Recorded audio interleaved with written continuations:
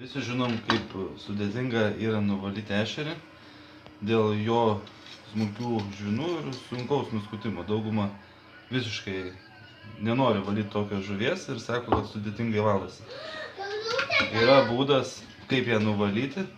Tai yra, ją sušaldom į šaldiklį. Pagavus ešerį, sudedam visų pirma į šaldiklį, palaikome ten parą, pusę paros, ištraukiam, truputį leidžiam jam atsileisti, labai minimaliai. Ir veiksmai, kaip reikia jį nuvalyti, ar ne? Visų pirma, ką mes padarom, nupjaunam uodegą, ar ne? Nupjovus uodegą, aš naudoju rankšluostį tam, kad nesusipjaustyt, nesusibadyti rankų, įremiu į krūtinę ir nupjaunu papilvę, ar ne? Primenu, kad tai yra šaldytas ešerys. Nupjaunam papilvę, apverčiam antraip, ar ne?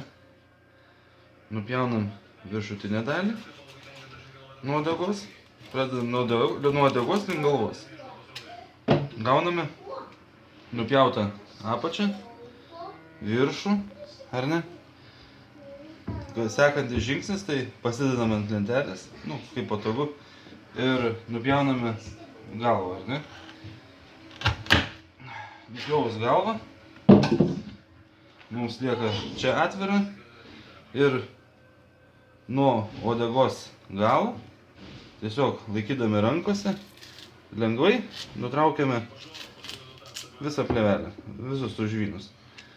Plonai, mėsos praktiškai nelieka ant skūros, taip pat padarom ir antroje pusėje. Nupjauta antroje pusėje lygiai taip pat. Kas lieka, tai lieka filiukas ir ikrai viduje, ar ne? Ikrai, grobai.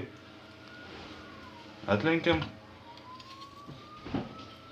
Aš kaip darau, aš paspaudžiu. Ir paspaudus viskas išlenda lauk.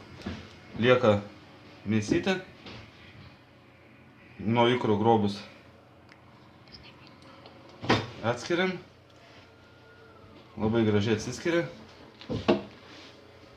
Ikrus dedam į lėkštutę, o žuvį dedam prie žuvies. Va. Visas komplektas žuvytės nuvalytas ir iš ten gaunam ikrą.